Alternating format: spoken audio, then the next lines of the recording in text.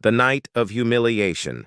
Rain was falling heavily on a lonely roadside when Kunle stopped the car and ordered his pregnant wife, Amara, to get out. She thought he was joking, until his mother in the back seat laughed and told him to hurry because the mistress was waiting. Amara sat frozen in the passenger seat, her hands instinctively cradling the swell of her belly.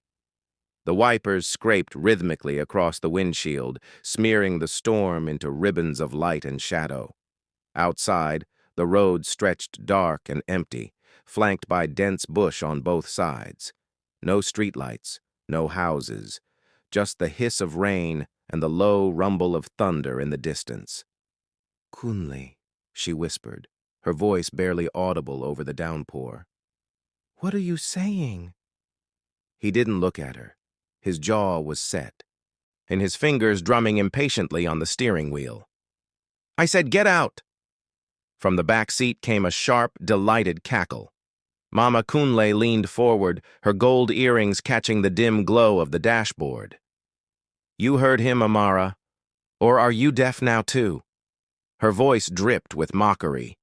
"We have somewhere important to be. You're slowing us down." Amara turned to face her mother-in-law, searching for any trace of humanity in those cold eyes. "Mama, please. It's raining. I'm 8 months pregnant. Where will I go?" "That's not our problem." Mama Kunle waved a dismissive hand, her bracelets jangling. "You should have thought about that before you became such a burden. Always complaining, always tired, always needing something. Do you think my son married you to babysit a lazy woman?" Tears blurred Amara's vision. She had heard these words before, so many times over the past 3 years, but never like this. Never with such finality. Never with Kunle sitting silent, complicit, agreeing with every cruel syllable. "Kunle, please." Amara reached out to touch his arm, but he jerked away as if she had burned him. "Talk to me. This isn't you. We can work this out. I know things have been hard, but—" "Hard?" He finally turned to look at her, and the contempt in his eyes made her stomach drop. "You think you know what hard is? You've done nothing but drain me since the day we got married. You don't cook properly. You don't keep the house clean. You don't respect my mother. And now you're about to bring a child into this mess when I'm not even sure I want." He stopped himself, but the damage was done. Amara felt the words slice through her like glass. You don't want your own child?" Mama Kunle snorted. "He wants a child with a real woman, not someone who tricked him into marriage with sweet words and then turned into a useless housewife." "I didn't trick anyone," Amara said, her voice trembling. "I loved him. I still love him." "Love?" Kunle laughed bitterly. "You don't even know what that word means." He leaned across her and shoved open the passenger door. Cold rain immediately sprayed inside, soaking the seat, the floor, her dress. "Get out." Amara stared at the open door, at the darkness beyond, at the rushing water already pooling along the roadside. Her mind couldn't make sense of what was happening. This was her husband, the man who had knelt before her family and promised to protect her. The man who had whispered sweet things in her ear during their first months together, who had held her hand and told her she was his everything. How had they come to this? She thought back to the beginning, 3 years ago when Kunle had been charming and attentive. He had courted her with flowers and poetry, with late-night phone calls and surprise visits. Her parents had been hesitant. They said he seemed too smooth, too eager. But Amara had been young and hopeful, and she believed in love. The cracks had appeared slowly. First it was small criticisms. Her cooking wasn't as good as his mother's. Her clothes were too plain, her laughter too loud. Then came the comparisons to other women, his friends' wives, his cousins, even strangers on the street. Amara had tried to adapt, to become the woman he seemed to want. But nothing was ever enough.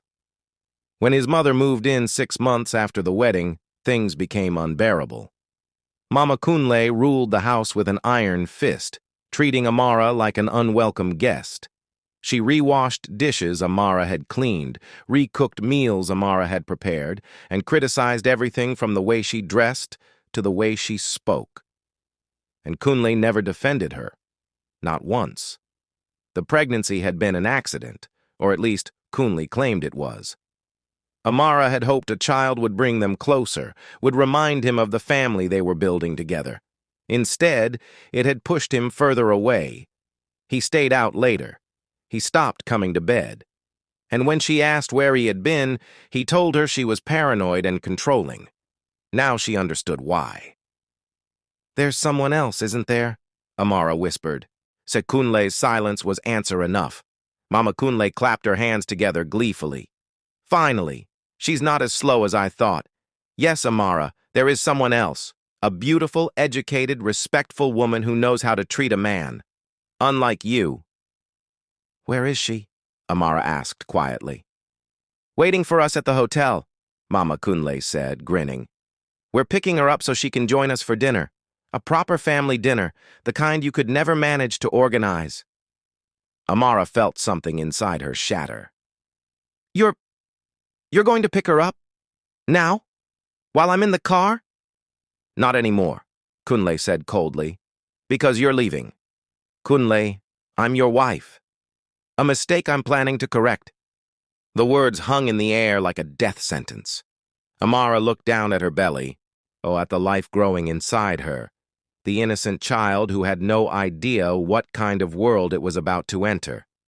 She thought about begging, about pleading, about throwing herself at Kunle's feet and promising to be better, to try harder, to become whoever he wanted her to be. But a small, stubborn voice deep inside her whispered, "You've done nothing wrong." She took a shaky breath and placed one hand on the door frame. Her body felt impossibly heavy, weighed down by exhaustion and heartbreak, and the baby pressing against her ribs. Moving seemed impossible, but staying seemed worse. "If I get out of this car," she said slowly, "I'm never getting back in." Kunle shrugged. "Good." Mama Kunle cackled again. "Did you hear that? She thinks she has power here. Girl, you have nothing. No money, no family nearby. No home except the one my son gave you. You should be grateful he's letting you walk away with your life." Amara stepped out into the rain. The water hit her like a wall, cold and merciless. Within seconds, her dress was soaked through, clinging to her skin. She could barely see through the downpour, could barely hear anything except the roar of the storm and the pounding of her own heart. Behind her, the car door slammed shut. She turned just in time to see Kunle's face through the window. Blank, emotionless, already looking past her toward whatever new life he had planned. Mama Kunle was laughing, pointing at Amara like she was a stray dog left on the side of the road. The engine revved. "Wait!" Amara stumbled forward, her hands pressed against the wet glass. "Kunle, wait! Please!" But the car was already moving. She chased after it for a few desperate steps, her feet splashing through puddles, her breath coming in ragged gasps. But her body was too slow, too tired, too broken. The red taillights grew smaller and smaller until they disappeared entirely around a bend in the road. And then she was alone. Completely, utterly alone. Amara stood in the middle of the empty road, rain streaming down her face, mixing with the tears she could no longer hold back. Her legs trembled, her chest heaved. Somewhere in the distance, a car passed on another road, its headlights sweeping briefly across the trees before vanishing. No one stopped. No one saw. No one cared. She wrapped her arms around herself, trying to hold together the pieces of a life that had just shattered beyond repair. The baby kicked inside her, a small, an insistent reminder that she wasn't truly alone. Not yet. "I'm sorry," she whispered to the child. "I'm so sorry." Her knees buckled. She sank to the ground, the cold mud soaking through her dress, the rain beating down on her like the fists of fate itself.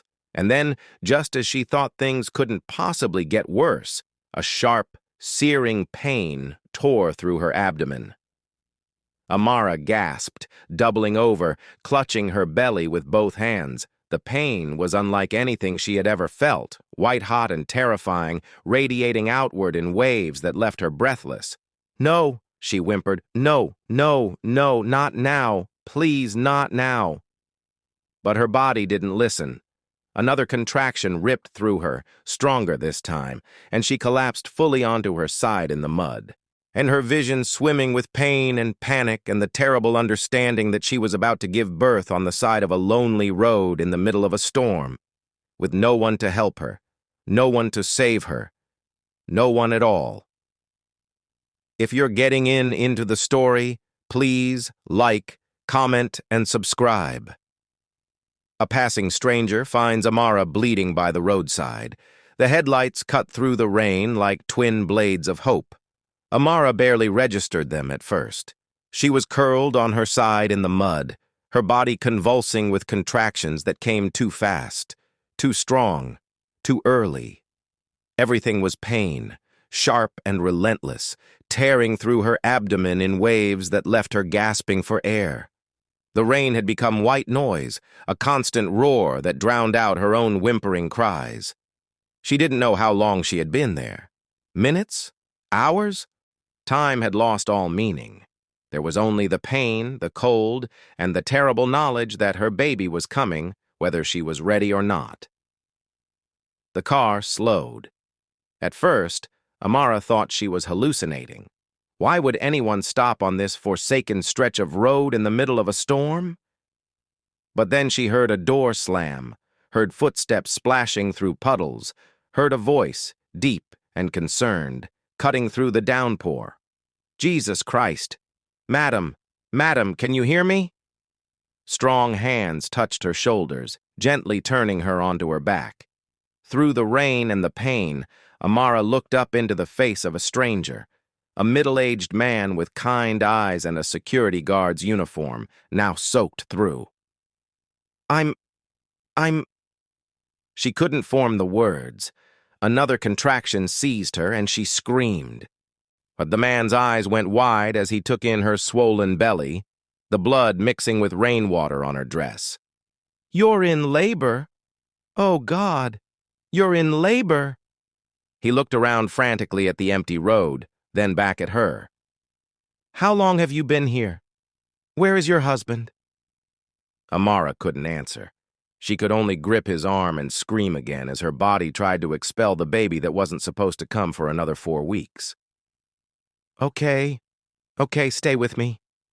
The man's voice was steady despite the panic in his eyes. "My name is Brother Joseph. I'm going to get you to a hospital. Can you walk?" She shook her head violently. Walking was impossible. Breathing was barely possible. "All right, I'm going to carry you." Brother Joseph slipped his arms beneath her, one under her shoulders, one under her knees, and lifted. Amara cried out as the movement sent fresh spikes of agony through her body, but the man didn't stop. He carried her through the rain to his ancient Peugeot, its engine still running, its headlights illuminating the scene of her abandonment. He placed her as gently as he could across the back seat. The interior smelled like old leather and engine oil, but it was dry and out of the rain, and that was enough to make Amara weep with relief. "The nearest hospital is General Hospital Ojuelegba," Brother Joseph said, climbing into the driver's seat and throwing the car into gear. "It's about 20 minutes away. Can you hold on for 20 minutes? Amara didn't know. She didn't know anything anymore except that her body was being torn apart from the inside. The drive was a blur of pain and panic. Brother Joseph drove like a man possessed, his horn blaring continuously, his headlights flashing at every vehicle that didn't move fast enough. He kept talking to her, words of encouragement, prayers, promises that everything would be okay, but Amara could barely hear him over the roaring in her ears. "Almost there," he kept saying. "Almost there. Stay with me, madam. Stay awake." But staying awake was becoming harder and harder. The edges of her vision were going dark, and a strange coldness was creeping through her limbs despite the humid night. She knew, somewhere in the fog of her consciousness, that this was bad, very bad. When they finally pulled up to the hospital, Brother Joseph was out of the car before it had fully stopped. "Help!"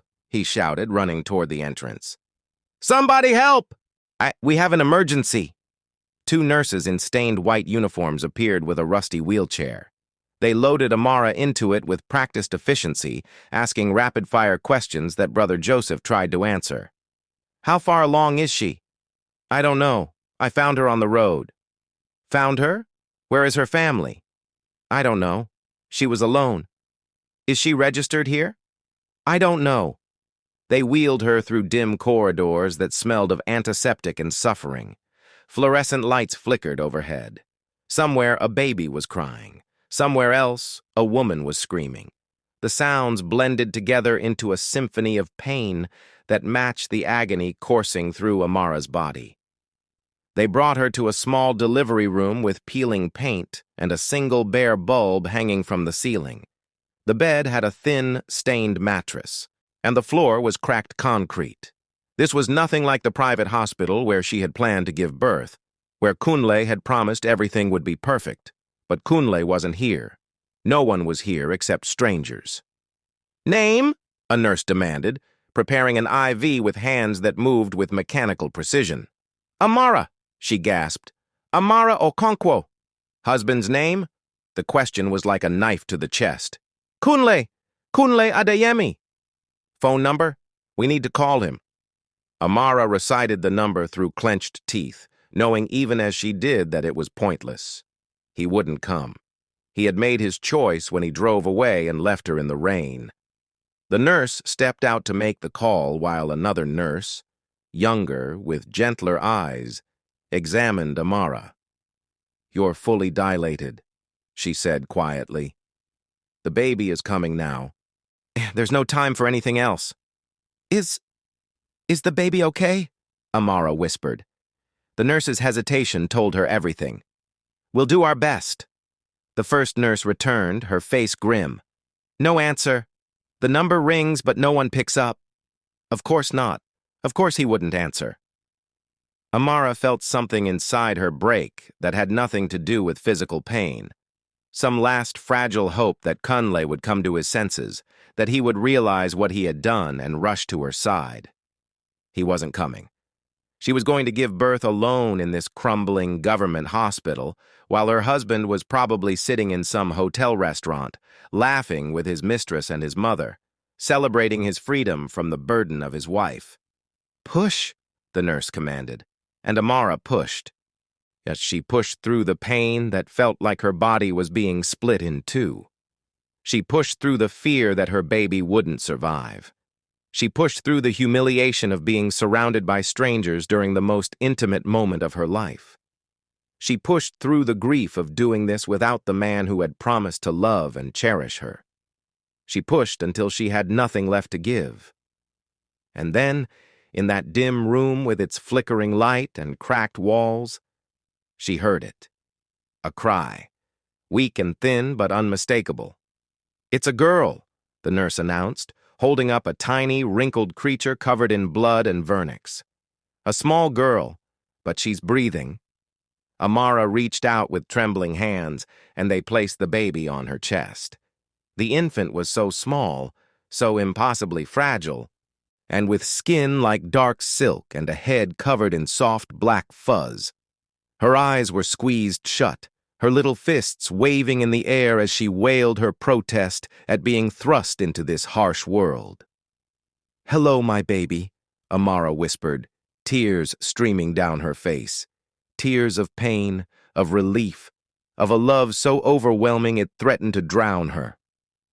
"Hello, my sweet girl. I'm your mama. I'm here. I'm here." The baby's cries quieted slightly at the sound of her voice, and Amara felt her heart crack open in a way she had never experienced before. This tiny person, this perfect, innocent soul, was hers. Not Kunle's, not his mother's, hers.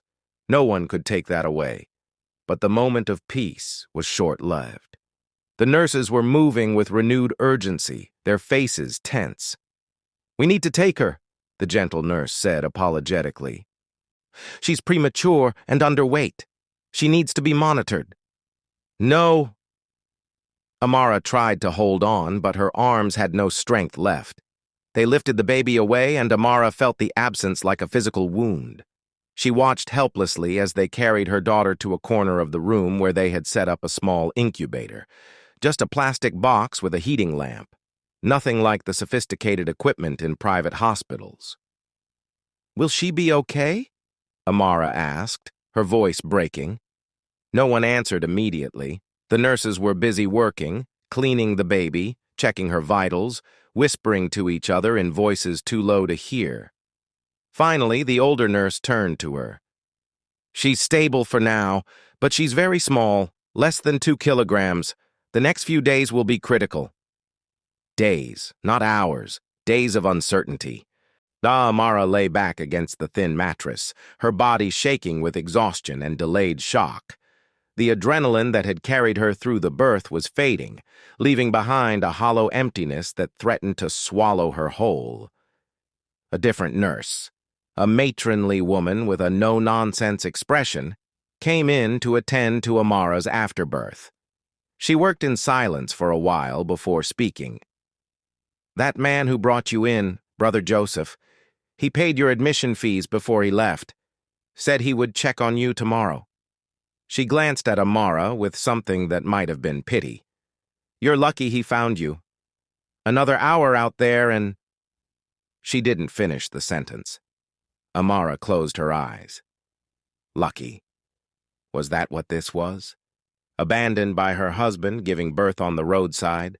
You now lying in a government hospital with a premature baby fighting for her life. Was this luck? "The doctor will see you in the morning," the nurse continued, cleaning up. "He's delivering another baby right now, but you should rest. You've lost a lot of blood." As if on cue, a wave of dizziness washed over Amara. The room tilted sideways, and she gripped the edges of the bed to steady herself. "Easy," the nurse said, placing a hand on her shoulder. "Don't try to move. Just sleep. Sleep." As if sleep were possible while her daughter lay in that plastic box, as if she could close her eyes and forget that her husband had thrown her away like garbage, as if she could rest while her entire life lay in ruins around her. But her body had other ideas. Despite everything, exhaustion pulled her under like a riptide, and dragging her down into fitful, nightmare-haunted sleep.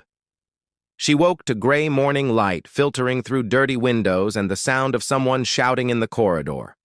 Her body felt like it had been beaten with clubs. Every muscle ached, and there was a deep, hollow pain low in her abdomen that made her gasp when she tried to sit up. "Easy, easy." The gentle nurse from last night appeared at her side, helping her settle back against the pillows.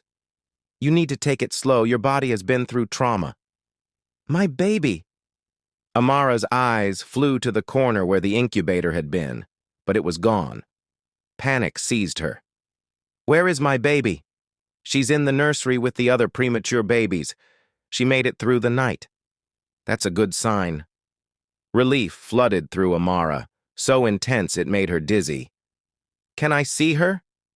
"Soon. The doctor needs to examine you first." The doctor arrived an hour later, a tired-looking man in his 50s with gray stubble and bloodshot eyes. He examined her with clinical detachment, checking her vitals, pressing on her abdomen, asking questions about her pain levels. "You're recovering well from the delivery," he said finally, scribbling notes on a clipboard. "But there are complications." Amara's breath caught. "What kind of complications?" The doctor set down his clipboard and looked at her with an expression that was almost kind. "During the birth, there was significant tearing. We did what we could to repair it, but the damage was extensive. Combined with the trauma of delivering prematurely under emergency conditions." He paused, choosing his words carefully. "There's a high probability that conceiving and carrying another pregnancy will be extremely difficult, if not impossible." The words hung in the air like a death sentence. "You're saying I can't have more children?" "I'm saying it's unlikely. Not impossible, but unlikely. Your body needs time to heal, and even then—" He spread his hands in a gesture of helplessness. "I'm sorry. If you had been able to deliver in better conditions, with proper medical support from the beginning, this might have been avoided. If her husband hadn't abandoned her. If she hadn't given birth on the side of the road. If. Amara turned her face away, unable to bear the pity in the doctor's eyes. She had always imagined having 3 or 4 children, a house full of laughter and noise, siblings who would play together and protect each other. But that dream was gone now, stolen by the same man who had promised to build that life with her. "I'll give you some privacy," the doctor said quietly, and left. Amara lay in silence, staring at the water-stained ceiling, feeling the weight of everything she had lost crushing down on her. Her marriage, her dignity, her future children, everything. The nurse brought her daughter to her later that afternoon. The baby was still so tiny, wrapped in a thin hospital blanket that seemed to swallow her whole. But her eyes were open now, dark and alert, staring up at Amara with an intensity that took her breath away. "She needs a name," the nurse said. A name. Amara hadn't even thought about names. She and Kunle had discussed it once, months ago, before everything fell apart. He had wanted to name a daughter after his mother. Amara had hated the idea but had agreed to keep the peace. Not anymore. "Chidinma," Amara whispered, looking down at her daughter's perfect face. "It means God is good." The nurse smiled. "It's a beautiful name." "Even when everything else is terrible," Amara continued, more to herself than to the nurse, "God gave me you. That is good. That is enough." She spent the rest of the day holding Chidinma, memorizing every detail of her tiny features, whispering promises about the life they would build together. She didn't know how she would manage. She had no money, no home, no support. But she would figure it out. She had to. What she didn't know, what she couldn't know as she sat in that hospital room, holding her premature daughter and planning their uncertain future. Was that across the city? Kunle was spinning a very different version of events. His mother had already called 3 relatives, her voice dripping with false concern. "It's so sad about Amara," she told them. "She just walked out on the marriage. Left poor Kunle heartbroken. And in her condition, too. We tried to stop her, but you know how stubborn she is. She said she didn't want the baby, didn't want the responsibility. What kind of woman abandons her own husband?" The lies spread like wildfire through the family network. By nightfall, everyone knew that Amara had been a bad wife who had chosen to leave. Poor Kunle, they said. Poor, faithful Kunle, betrayed by an ungrateful woman. And Kunle, sitting in a restaurant with his mistress, a woman named Zainab with smooth skin and expensive tastes, said nothing to correct them. He simply smiled, though ordered another bottle of wine, and let his mother's lies become the truth. Months later, Kunle is living happily with the mistress while telling everyone Amara was a bad wife. The restaurant was one of those trendy new places in Lekki, all glass walls and ambient lighting, with a menu that required a small loan to afford. Kunle sat at a corner table, his arm draped casually around Zainab's shoulders, laughing at something she had just said. He looked good. Better than he had in years, if he was being honest with himself. New designer shirt, fresh haircut, expensive watch glinting under the soft lights. The kind of man other men envied and women noticed. And Zainab, beautiful, sophisticated Zainab, was the perfect accessory to complete the picture. "You're not listening to me," Zainab pouted, or tapping his chest with one perfectly manicured finger. "I'm always listening to you, baby." Kunle caught her hand and kissed it, earning a delighted giggle. What were you saying? I was saying we should go to Dubai next month. Everybody is going to Dubai now. My friend Kemi just came back and she said the shopping is amazing. Dubai? Kunle hesitated for just a moment. Money had been flowing freely since his mother had loaned him a substantial amount from the family business accounts, money that was technically supposed to be for investment purposes, but had somehow ended up funding his new lifestyle. Sure, why not? We'll make it happen. Zainab squealed and kissed him, her expensive perfume filling his senses. She was nothing like Amara. Where Amara had been quiet and traditional, Zainab was loud and modern.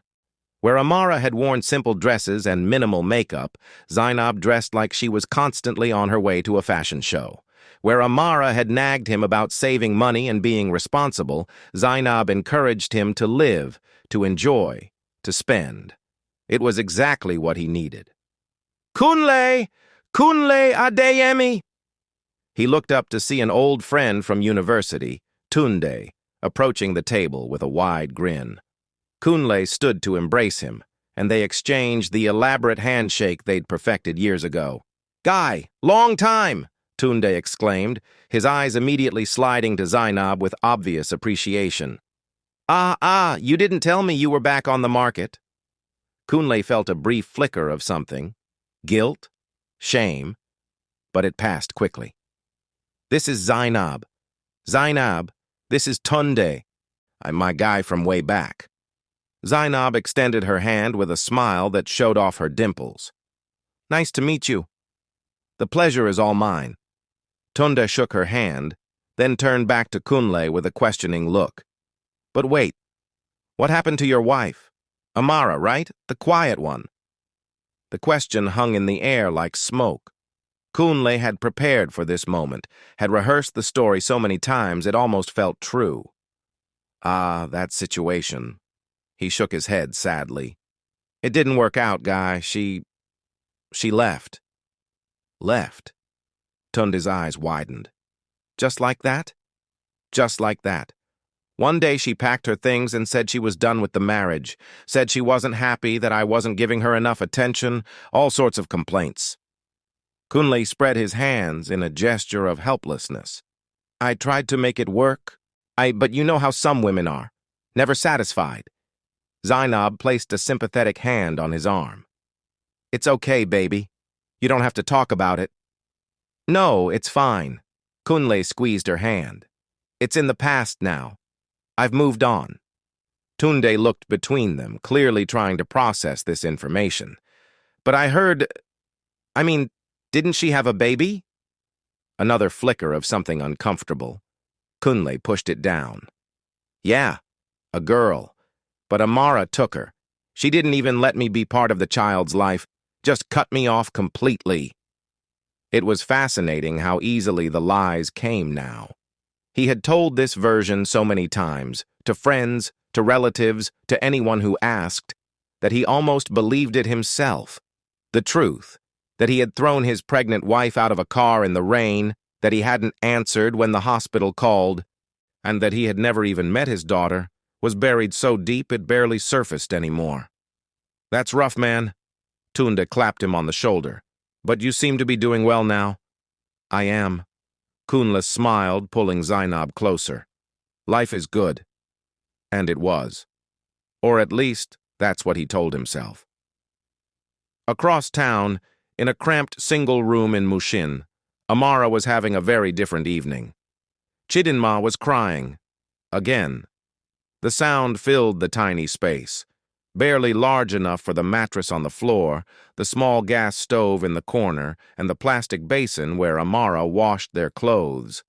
The walls were thin enough that she could hear her neighbors' conversations, and they could certainly hear Chidinma's wails. Shh, shh, my love. Amara bounced the baby gently, pacing the 3 steps from one wall to the other and back again. Please, baby. Please stop crying. But Chidinma, now 4 months old but still smaller than most newborns due to her premature birth, was inconsolable. She had been crying on and off for hours, and Amara's arms ached from holding her. Her back ached from the thin mattress, her heart ached from everything. She had run out of formula 2 days ago. The money brother Joseph had given her after she left the hospital, a generous gift from a kind stranger, had lasted exactly 3 weeks. After that, she had been on her own. She had tried to find work, but who would hire a woman with a newborn baby who needed constant care? She had tried to reach out to her family, but they lived in a distant village and had barely enough to feed themselves. She had tried everything. Everything except going back to Kunle, and that she would never do. Not a knock on the door made her jump. "Sister Amara?" It was Mama Ngozi, the elderly woman who lived in the next room. Amara quickly wiped her eyes. When had she started crying? And opened the door. Mama Ngozi stood there with a small bag in her wrinkled hands. "I heard the baby crying. I brought some things." She pushed the bag into Amara's hands before she could protest. Inside was a tin of formula, some packets of baby food, and a small bundle of used baby clothes. "Mama, I can't," Amara's voice broke. "I can't accept this. You barely have enough for yourself." "Nonsense," the old woman waved her hand dismissively. "What am I going to do with baby food? Eat it myself?" She smiled, revealing gaps where the teeth used to be. "Besides, my daughter sent me some money this month. We help each other. That's what neighbors do." Tears spilled down Amara's cheeks. "Thank you. God bless you." "Just take care of that baby. She's too small to be suffering like this." Mama Ngozi peered at Chidinma, who had finally quieted at the sound of a new voice. "Where is that useless husband of yours?" Amara looked away. We're not together anymore." "I figured as much. No man with sense leaves his wife and baby to suffer in a place like this." Mama Ngozi made a sound of disgust. "These men nowadays, no home training. My own husband, God rest his soul, he had his faults, but he would never abandon his children." She patted Amara's shoulder and shuffled back to her room, leaving Amara standing in the doorway with the bag of supplies and a fresh wave of gratitude mixed with shame. This was her life now, depending on the charity of strangers. And living in a room smaller than Kunle's closet used to be, rationing formula and praying Chidinma wouldn't get sick because she couldn't afford a doctor. But she had her daughter and her dignity, and those things were worth more than all of Kunle's money and lies. 2 months later, things began to shift. It started with whispers. In the market, in the church, in the family WhatsApp groups that Amara no longer had access to, but that her distant cousin Gloria occasionally updated her about. "People are starting to ask questions," Gloria told her during one of their rare phone calls. Amara had to use Mama Ngozi's phone since she had sold her own to buy formula. "Kunle's story doesn't add up." "What do you mean?" Amara asked, Chidinma sleeping finely in her lap. "Well, he keeps saying you left him, right? But then someone saw him at a party with that Zainab woman, and they were talking like they'd been together for years. And you know Sister Beatrice from church? Her husband works with someone who knows Kunle's driver. The driver told them that Kunle used to visit Zainab even before you gave birth." Amara felt her chest tighten. She had suspected, of course, but hearing it confirmed was different. Gloria continued, "And then there's the money situation. You know Kunle claimed his business was doing so well? Apparently, he's been taking money from his family's company accounts without permission. His uncle just found out and is furious. They had a big fight at the last family meeting. How do you know all this?" "You know how news travels. My mother heard it from Auntie Chinwe, who heard it from Kunle's cousin's wife. The point is, people are starting to see the truth." Gloria paused. "You should come to the family gathering next month. Let people see you and the baby. Let them see what he did to you." "No." Amara's voice was firm. "I'm not going to parade my suffering for people to see. That's not who I am." "But Amara," Gloria, "I appreciate you telling me this, but I'm not interested in revenge or in making Kunle look bad. I just want to build a life for my daughter. That's all." After she hung up, Amara sat in the dim light of the single bulb that illuminated her room, looking down at Chidinma's peaceful face. The baby had finally gained some weight, her cheeks filling out, her limbs getting stronger. She was going to survive. They both were. Let Kunle have his lies and his mistress and his borrowed money. Let him live whatever fantasy he was building, and the truth would reveal itself eventually.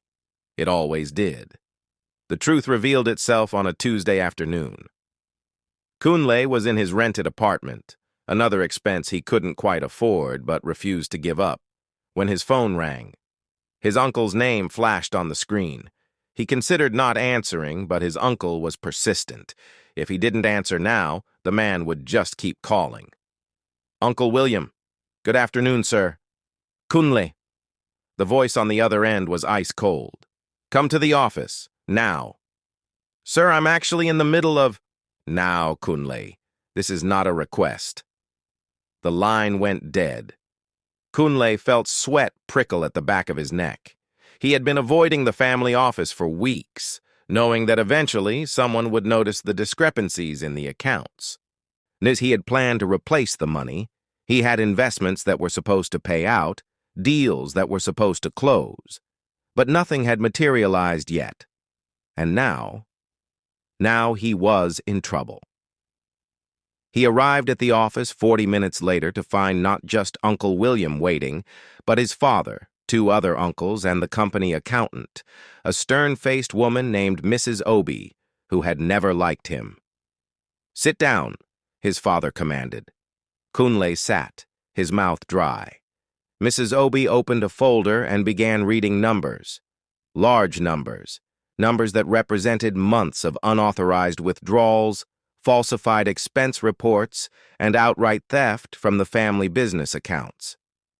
"This cannot be explained as a mistake," Uncle William said, his voice shaking with barely controlled rage. "This is deliberate, systematic. Yet you have been stealing from your own family." "I wasn't stealing," Kunle protested. "I was borrowing. I have investments that are about to pay off, and I was going to return everything with interest." "Investments?" His father's voice was like thunder. "You mean that woman? That Zainab? You've been spending company money on her?" "It's not like that. We have the receipts, Kunle." Mrs. Obi slid papers across the desk. "Designer clothes, jewelry, hotels, restaurants, international flights, all charged to company accounts, all while you were telling us you were making business connections." The room was spinning. This wasn't how it was supposed to go. The investments were supposed to work out. He was supposed to make millions, return the money, and no one would ever know. "Where is your wife?" his father asked suddenly. And the question caught Kunle off guard. "What?" "Your wife, Amara. Where is she?" I told you. She left." She left?" Uncle William leaned forward. "Or did you throw her out? Because that's what we're hearing, that you abandoned your pregnant wife for this mistress and then lied about it to cover your shame." Kunle's blood ran cold. "Who told you that? Does it matter?" His father stood, his face a mask of disappointment that cut deeper than any anger could. "You have destroyed your marriage. You have stolen from your family. You have brought shame on the Adeyemi name. And for what? For a woman who will leave you the moment the money runs out?" As if on cue, Kunle's phone buzzed. A text from Zainab. "Baby, the card you gave me isn't working. Fix it, please." The timing would have been funny if it weren't so devastating. "See, you have 1 week," Uncle William said, standing as well. 1 week to return every naira you have stolen or we press charges. Family or not, theft is theft." 1 week, Kunle's voice cracked. "I don't have that kind of money. The investments, then you better figure something out." His father's voice was final. "And after this is settled, you are no longer welcome in this company. We will discuss your shareholding separately, but your active involvement is done." They left him sitting there, alone in the conference room, with the weight of his choices crushing down on him like concrete. He had lost everything: the business, the money, his family's respect. And as he scrolled through his phone, looking at Zainab's increasingly demanding messages about money and trips and things she needed, and he realized he was about to lose her too. The carefully constructed life he had built, the life he had destroyed his marriage for, was collapsing. And somewhere across the city, in a tiny room in Mushin, Amara was singing softly to their daughter, unaware that the man who had abandoned them was finally facing the consequences of his choices. She had learned to live without him. He was about to learn that his life without her wasn't worth living at all. 3 days later, Kunle's phone buzzed with another message. But this time it wasn't from Zainab asking for money. It was from her, telling him she was done. "I heard about your money problems. I can't be with someone who can't take care of me. This isn't working out. Don't contact me again." Simple. Clinical. Exactly the way Kunle had ended things with Amara. And except Amara had been pregnant with his child and begging for mercy. The irony wasn't lost on him. He sat in his expensive apartment that he could no longer afford, surrounded by things he had bought to impress people who no longer cared, and for the first time in months, he thought about his daughter.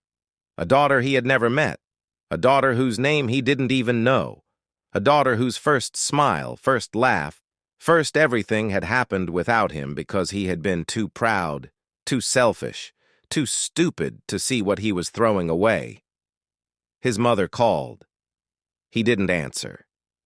She had been suspiciously quiet since the family meeting, probably realizing that her encouragement of his affair had contributed to his downfall. Or maybe she just didn't want to be associated with a failure. The apartment was silent except for the sound of traffic outside and his own breathing.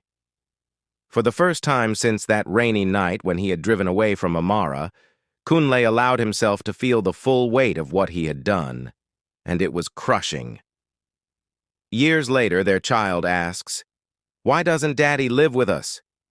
5 years had passed like water through fingers, sometimes rushing, sometimes trickling, but always moving forward.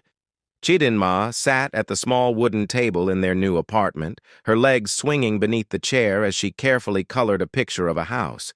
She was 5 years old now, with her mother's gentle eyes and her father's sharp features, though she didn't know that last part. Her hair was plaited in neat cornrows, and she wore a simple but clean school uniform. And the apartment was still small, 2 rooms in a modest building in Surulere. But it was worlds away from that single room in Mushin. There was a proper kitchen now, a separate bedroom for Chidinma, a small sitting area with a second-hand couch that Amara had saved for months to buy. The walls were painted a cheerful yellow, and children's drawings decorated every available surface. Amara was in the kitchen area, preparing a goosey soup and pounded yam for dinner. She had learned to be efficient with money, to stretch every naira, to build a life from almost nothing. During the day, she worked as a receptionist at a small law firm. The job had started as a favor from brother Joseph, who knew someone who knew someone. The pay wasn't much, but it was honest work. And her boss, Mr. Adebayo, had been kind enough to let her bring Chidinma to the office during school holidays. In the evenings and weekends, she sewed clothes for neighbors. Word had spread that Amara Okonkwo could take any fabric and turn it into something beautiful. The extra income was small but steady, and it had allowed them to move to this better apartment, to buy proper food, to give Chidinma a childhood that wasn't defined by suffering. "Mummy?" Chidinma's voice broke through Amara's thoughts. "Yes, my love?" "Today at school, teacher asked us to draw our family." She held up her picture, a woman and a little girl standing in front of a house, both smiling. "I drew you and me." "It's beautiful, baby." "But," Chidinma's voice became smaller, "some of the other children drew their mummies and daddies. They asked me where my daddy is." Amara's hands stilled over the pot. This moment had been coming. She had known it would, had prepared herself for it, but still her heart ached. She wiped her hands on a cloth, and went to sit beside her daughter. "What did you tell them?" "I said I don't have a daddy." Chidinma looked down at her drawing. "But that's not true, is it? Everyone has a daddy, even if they don't live together." "That's right." Amara pulled her daughter onto her lap, breathing in the scent of shea butter and childhood innocence. "Everyone has a daddy. You have one too." "Where is he?" How did you explain abandonment to a 5-year-old?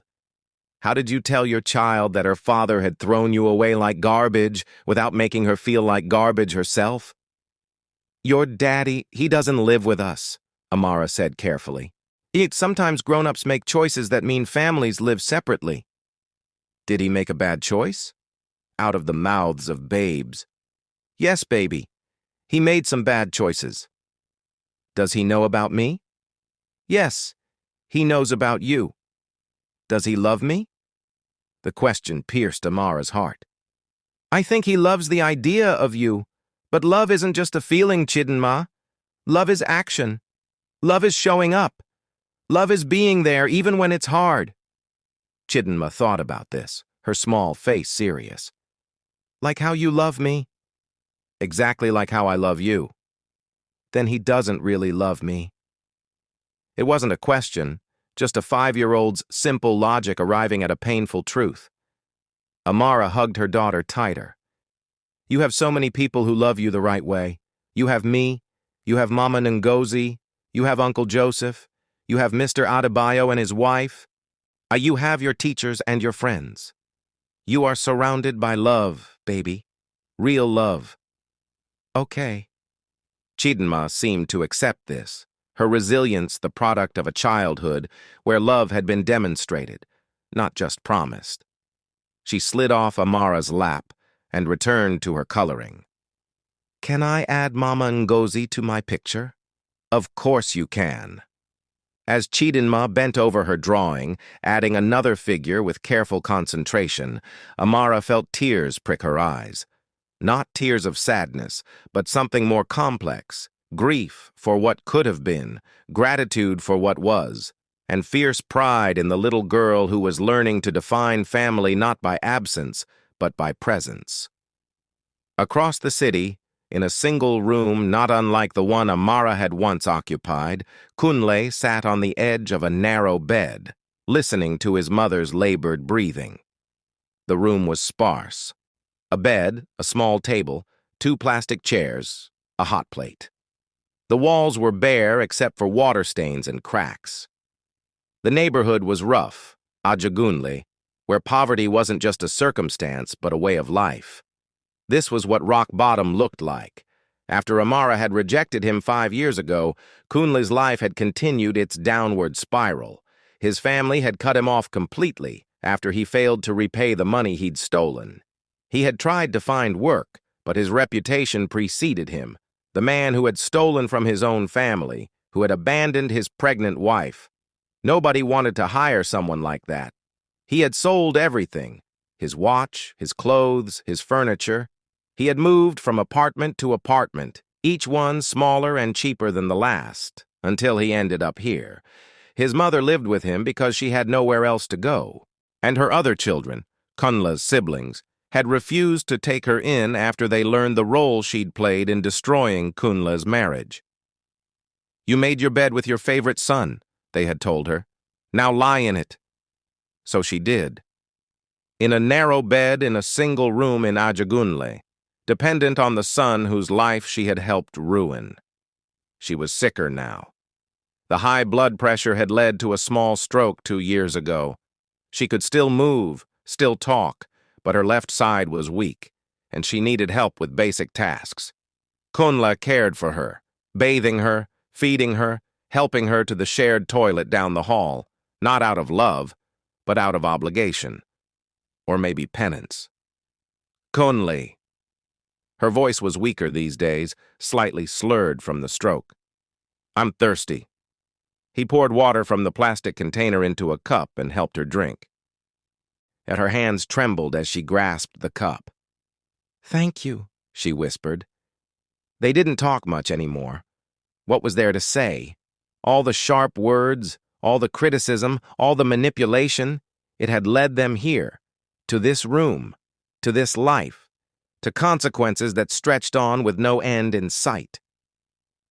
Sometimes, in the quiet hours before dawn, Kunle thought about Chidinma. His daughter would be 5 years old now. He wondered what she looked like, what her voice sounded like, whether she was happy.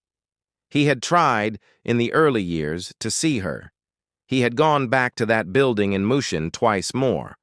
But Amara had moved. No forwarding address. No way to contact her. She had disappeared into the vast anonymity of Lagos, and he didn't have the resources to find her. Part of him was relieved. What would he even say to his daughter? How would he explain why he had never been there, why he lived in poverty, why he had nothing to offer her?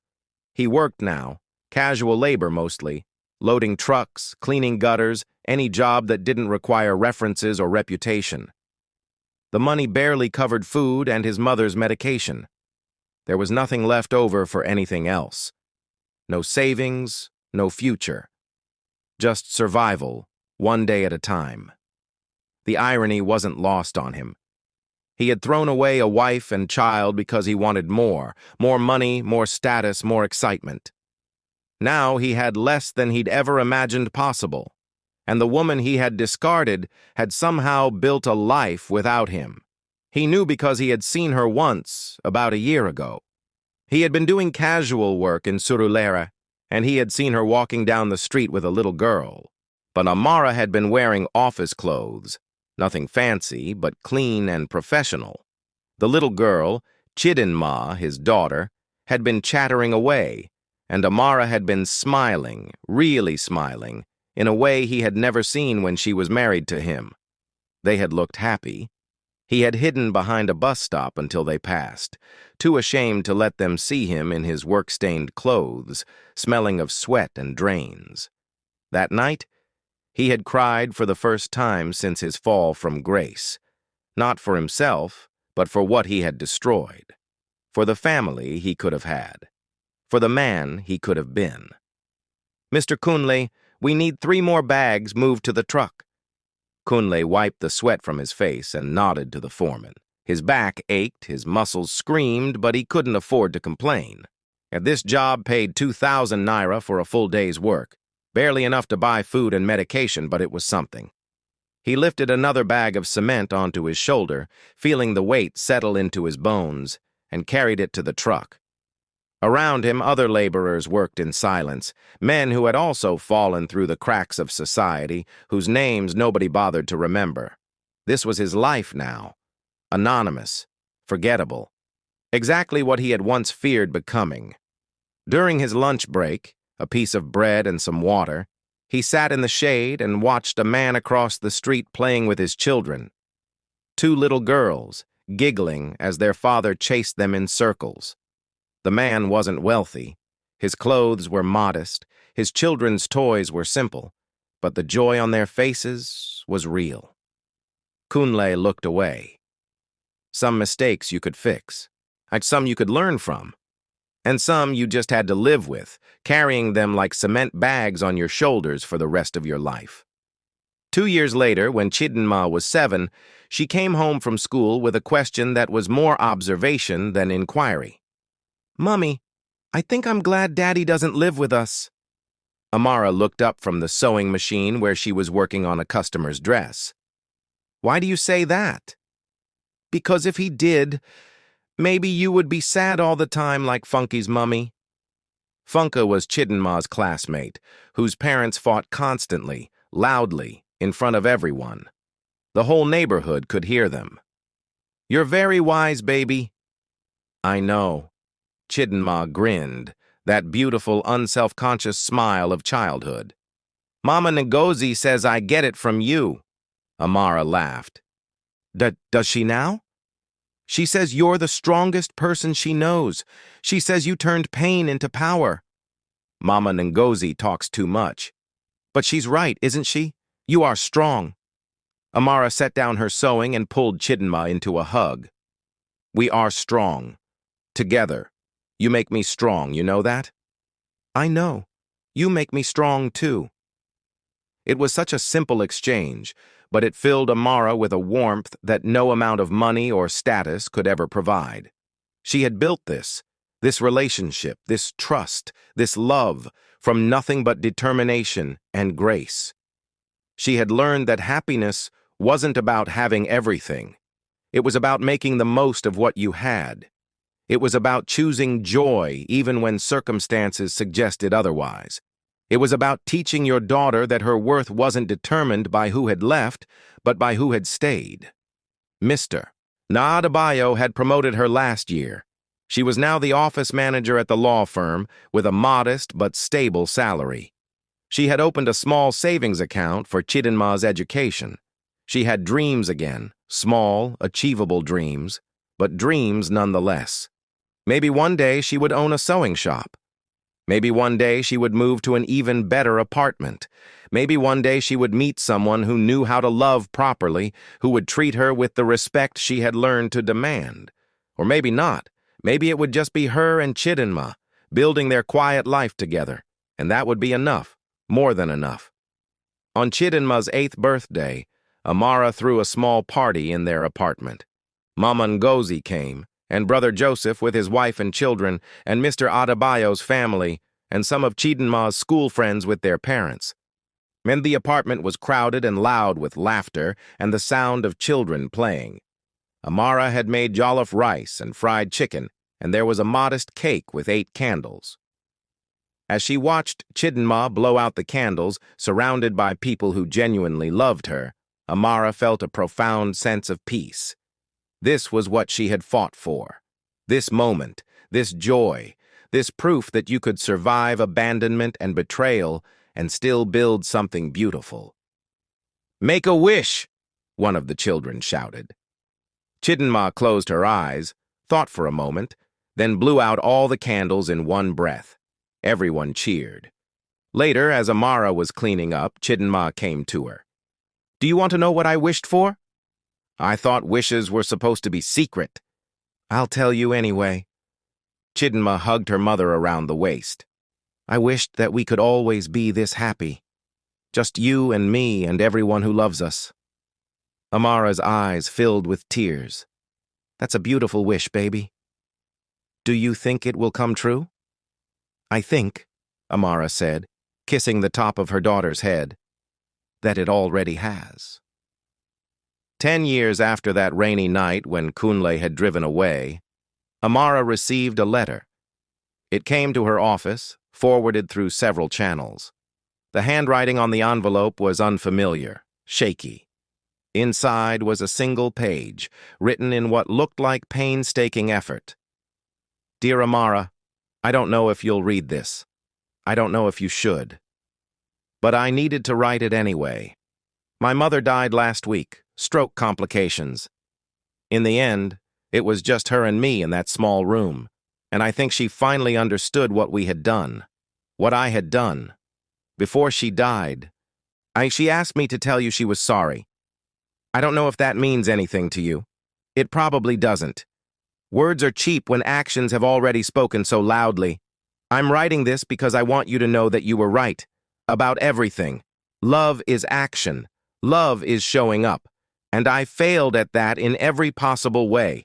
I have no right to ask anything of you, but I want you to know. I see you. I've seen you over the years, building a life, raising our daughter, becoming the person you were always meant to be. You did it without me. You did it better without me. I won't ask to meet Chidinma. I haven't earned that right. But please tell her, when she's old enough to understand, that her father's biggest regret is that he was too broken to be the father she deserved. You turned your pain into power, and I turned mine into a life lesson that came too late. I hope you're happy. You deserve happiness more than anyone I've ever known." Kunle Amara read the letter twice, then folded it carefully and placed it in a drawer. She felt nothing. Not anger, not sadness, not satisfaction, just a distant acknowledgement that some stories ended not with reconciliation or revenge, but with acceptance. She would keep the letter. Maybe one day, when Chidinma was older and asked about her father, She would show it to her. Or maybe she wouldn't. Some truths could wait. Some truths didn't need to be known at all. What mattered was the life she had built, the love she had cultivated, the strength she had found in the wreckage of her marriage. That evening she came home to find Chidinma, now 13, tall and bright and full of dreams, doing homework at the kitchen table. "How was your day, Mummy?" "Good, baby. How was yours?" "I got an A on my math test." "That's my girl." Amara hugged her daughter, breathing in the familiar scent of shea butter and youth and possibility. This was her happy ending. Not the one she had imagined when she was young and in love with a charming man who promised her the world, but a real one, an earned one, a true one. Some stories ended with the hero riding off into the sunset. Some ended with the hero learning that they were never waiting to be rescued. They were the rescue all along. Epilogue. 15 years after that rainy night, Chidinma stood in front of a mirror in a modest but lovely church, adjusting her graduation gown. She had just completed her degree in business administration, top of her class. And with a job offer already waiting at a reputable firm, she was 20 years old, confident, whole, loved. Amara stood beside her, older now, but still strong, still graceful, still the foundation upon which their family was built. "I'm so proud of you," Amara whispered. "I know." Chidinma smiled. "You tell me every day." "Because it's true every day." They walked out of the church together, into the bright Lagos afternoon where Brother Joseph and his family waited, where Mama Ngozi sat in a wheelchair. She was 90 now, but still sharp as ever. Where Mr. Adebayo had brought flowers, where friends and neighbors had gathered to celebrate. Somewhere in the city, in a hospital bed in a charity ward, Kunle watched the celebration through a window, not in person but in his memory. He was 52 now, sick with diabetes and heart problems that came from years of stress and poverty and regret. He had seen the graduation announcement in the newspaper, Chidinma Okonkwo graduates with honors, and he had felt both pride and crushing sorrow. His daughter had become someone extraordinary, without him. That was his legacy. Not what he had built, but what he had destroyed. Not what he had given, but what he had taken away. And the woman he had thrown away had proven that sometimes the best revenge is no revenge at all. Sometimes the best revenge is living well. Sometimes the best revenge is teaching your daughter that her worth is not determined by who stayed, but by who she becomes. The end moral. Not every story ends with reunion. Some end with growth. Some end with acceptance. Some end with lessons written in pain. And true love is proven in hardship, not comfort. And sometimes the person you thought would destroy you becomes the catalyst for you to discover just how strong you've always been. Justice is not always loud or dramatic. Sometimes it's quiet. Sometimes it's simply the natural consequence of choices made. And sometimes the greatest victory is not in proving someone wrong, but in proving to yourself that you were always enough.